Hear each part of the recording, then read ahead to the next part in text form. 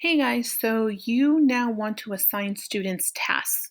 I highly recommend that you do it using the Pearson Easy Bridge option of a playlist, and I'm going to show you in this video how to do that.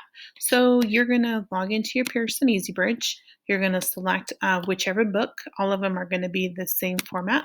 So I'm going to go into the math book. Within the math book, I'm going to find the topic that I'm going to assign this playlist from. So remember, we were asked to do things that we have already taught before, so it's all of review, nothing new. So I'm going to go ahead and I'm going to pick chapter 2, or topic 2. So in topic 2, I'll pick a lesson that I want to teach from. So I'm going to go ahead and do 2's and 5's as factors. Now, here you have all the digital resources that are available to the students to see. They can log in and use their textbook if they need to, the active ebook. If it does not have a check mark, that means that you cannot assign it to students. It's just for the teacher's use, not for the student. I'm still not comfortable in assigning the PDF to the students, just because we didn't do that in class. And two, you have to have something else for them to use to work with it, like Cami or something else. And I don't want to introduce anything new to them.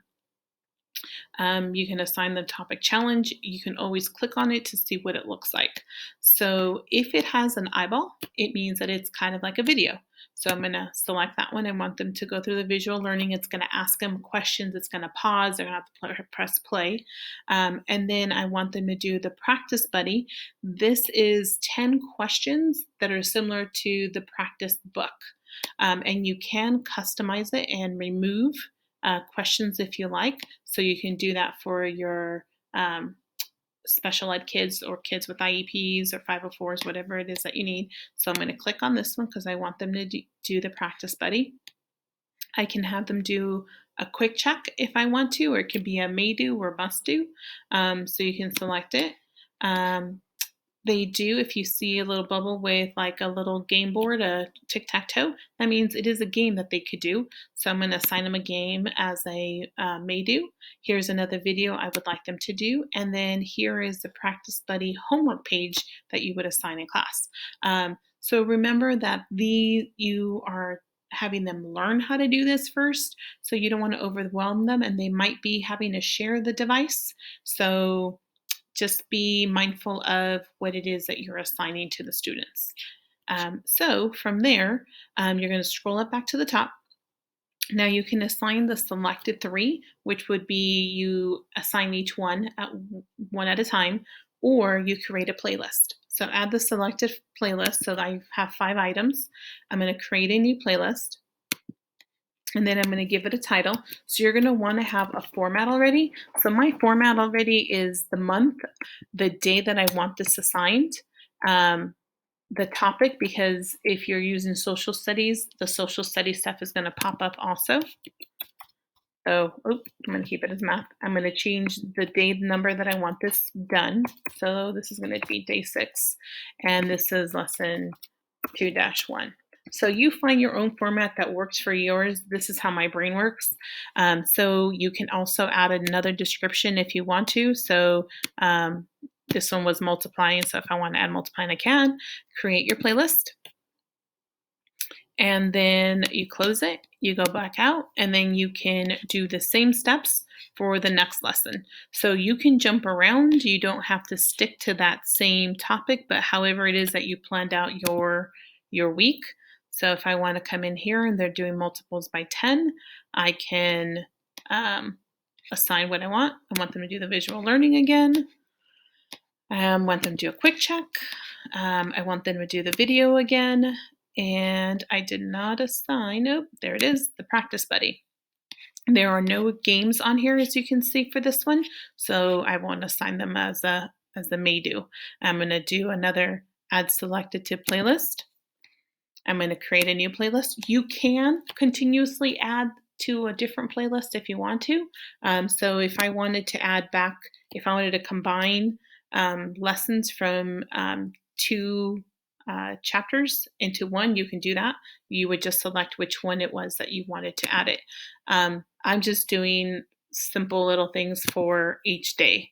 So then I just kind of kept my, so this will be day 28, this will be day 7, and this is chapter 2-4.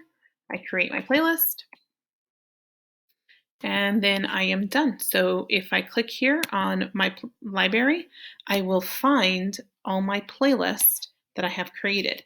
Now, let's say you want to create one for your social studies book. It would be the same process. You would go browse, you would do social studies, and then you would pick your chapter. So let's say you do chapter 3. These are a little different. So lesson 1, excuse me. You would probably have to click and check and see what it is you want them to do.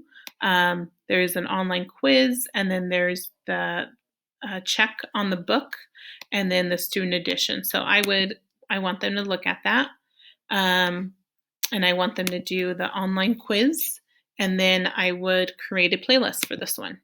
So create new playlist, and I'm gonna, let's say I'm doing this the 29th. Then I'm going to change this to social studies. And I'm going to have them do social studies on day 8. And this is, lesson 1. And I'll create the playlist, close. If I go back to my library, there it shows up. So in the next video, I will show you how you can assign these to students using a Google Classroom, and also if you're just having them click through the Clever link and what they would see. All right, hope this helps.